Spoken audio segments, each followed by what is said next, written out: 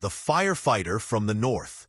The wind howled through the broken frame of a burning duplex in Akron, Ohio, as Jake Miller pulled a coughing child from the thick smoke. His face, blackened with soot and grief, showed no panic, just purpose. Behind him, flames consumed what was once a home. But something else was lost in that fire. Jake's partner, Marcus Daniels, didn't make it out. At the funeral, rain fell hard and cold, like it was trying to wash away what couldn't be undone. Rows of firefighters stood in silence, their badges gleaming, eyes hollow. Jake didn't speak. He just stared at the casket draped in an American flag, haunted by the seconds he hesitated. A beam had collapsed between them. Jake could have tried. He didn't. After the service, tension simmered. Whispers floated. If Marcus looked like Jake, maybe he'd be here. An activist group held signs outside. Justice for Black lives in uniform. Across the street, others chanted back. All lives matter. The divide cut deep, even among those sworn to run into flames together. Jake walked alone through the muddy cemetery. His boots sank with each step, heavy like his chest. He remembered Iraq. The uniform, the brothers, the illusion of unity. Over there, it was simple, us and them. But here, the enemy was everywhere and nowhere. That night, Jake sat in his garage, the American flag from Marcus's casket folded neatly on the workbench beside his helmet. The garage was quiet, save for the occasional drip from a leaky pipe. Photos hung on the wall, moments frozen in time. Station barbecues, his rookie year, Marcus holding up his first badge. They weren't just co-workers. Marcus was family. They'd shared every shift for 6 years, joked about retiring together, laughed about politics, never let it come between them. Or so Jake thought. Scrolling through Marcus's social media now felt like reading a diary posthumously. Posts about racial profiling. Silence from Jake beneath them. Posts about justice. Silence again. He realized Marcus had been speaking for years. Jake just hadn't listened. The news played faintly from the living room. More protests, more outrage, another debate about who deserved to wear the badge. Jake turned it off. Not because he didn't care, but because it hurt. Every headline felt like a judgment he wasn't ready to face.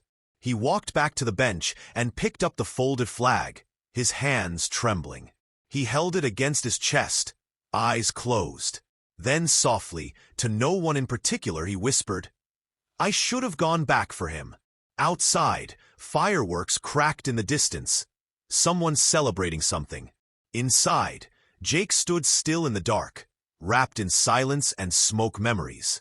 The student from the South. The sun beat down on the courthouse steps in Jackson, Mississippi, as Aaliyah Ross stood defiantly with a hand-painted sign that read, "History without truth is just a lie." Her voice trembled, not from fear, but from fire. Around her, dozens of students chanted, demanding the removal of a Confederate statue that cast a long, cold shadow across the plaza. She didn't see the officer approach, but she felt the cold steel of the cuffs, the sharp twist of her arm, and the crackle of a nearby cell phone camera capturing her arrest. The headlines the next day didn't mention that it was peaceful. They only showed her face mid-shout, labeled her agitator. Back home, the kitchen table felt smaller than usual. Her grandfather, Walter Ross, sat in silence, spooning grits slowly, as if every bite required thought. "You know, girl," he said finally, "that statue's been there since I was your age. It don't bother nobody if you just walk on by." Aaliyah stared at him, stunned. "That statue's not just stone, Granddad. It's a message, and it was never meant for us." He shook his head, not with anger, but with sadness. "You think marching will fix what time hasn't. I think silence is what keeps it broken," she replied.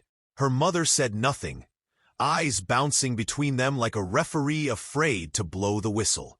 The meal ended in quiet bitterness, each scraping plate louder than words.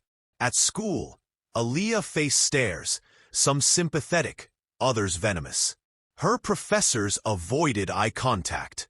Her inbox flooded. Hate, threats, and one message from a stranger that simply read, "Go back to where you came from." She was born 5 miles from campus. Still, she showed up, marched, spoke, not because she wasn't afraid, but because being silent felt worse. One night, after a tense community panel, she found herself alone in a parking lot. A classmate, Miguel, approached her. "That was brave," he said. "You're not alone in this." His voice was soft, sincere. She didn't realize how badly she needed to hear that. They started meeting weekly, Aaliyah, Miguel, and a handful of others, black, white, Latinx, queer, straight. They talked, argued, cried, but most importantly, they listened. Real stories replaced slogans. Pain replaced politics.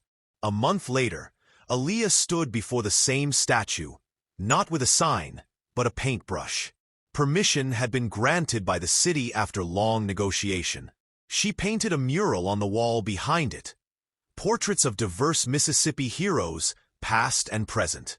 At the bottom, in bold red and gold letters, she wrote, "Justice can't breathe in silence." As she stepped back to admire the mural, a small boy tugged at his father's hand and pointed.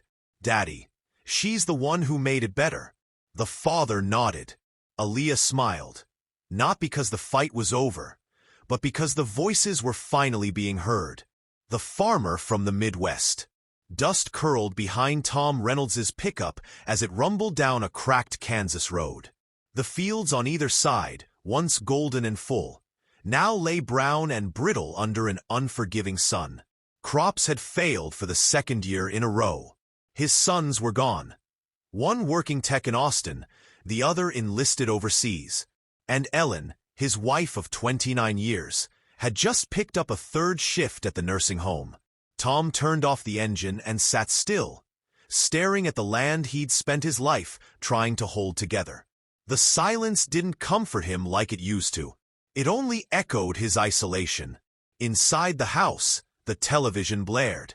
Talking heads debated inflation, immigration, the American decline. Tom clutched a lukewarm beer and nodded silently at the screen. "They did this," he muttered. "Those people, those policies, those cities." His blame wasn't focused, just a shadowy mass of resentment formed by late nights, long winters, and too many broken promises. Later that week, the irrigation pump broke. Again, the mechanic was booked for days. Tom swore under his breath and rummaged through rusted tools in the barn. That's when Luis showed up. "Senor Reynolds?" he asked politely, holding a coiled hose. "Mr. Carter said you might need help." Tom stiffened. The man was young, brown-skinned, and spoke with an accent. Everything the news warned about. But the sun was brutal, and Tom was tired. They worked side by side for hours under a wide blue sky. Luis didn't complain. He worked with quiet efficiency, wiping sweat from his brow and asking questions about the land. He admired the machinery, asked about Tom's father, and shared stories of his own. How he used to grow corn in Jalisco, how he missed his little sister, how he sent money home every week. Tom listened, at first, only half-heartedly. But then something shifted. He noticed the calluses on Luis's hands, the precision of his work, the gentleness in his voice when he spoke of family. It felt familiar. By sundown, the pump sputtered back to life. Water sprayed into the thirsty field. Luis smiled and wiped his hands. "We all plant the same soil, you know," he said. "Just in different places." Tom didn't reply. He just nodded, offered him a bottle of water, and watched as Luis drove off in a beat-up truck held together by hope. That night, Tom sat at the kitchen table, the TV muted. Ellen was asleep upstairs. The only sound was the tick of the old clock above the stove. On the table lay an envelope from the bank, unopened. His eyes drifted to the window, toward the fields, now damp and dark. The veteran from the West. Serena Lee stood at the edge of her childhood street in Portland, Oregon, the place she once called home. But the corner bodega was now a gourmet cafe, the bookstore she loved, replaced by condos with glass balconies and tenants who never made eye contact. The neighborhood hadn't just changed, it had erased its past. She adjusted the strap of her military duffel and stepped forward, the echoes of her third deployment still clinging to her like dust. Sleep was rare. Crowds unsettled her. Sudden sounds made her flinch. But home was supposed to be safe. Her brother, Darren, didn't recognize her at first. He had grown a beard, wore a defiant hoodie, and clutched his phone like a lifeline.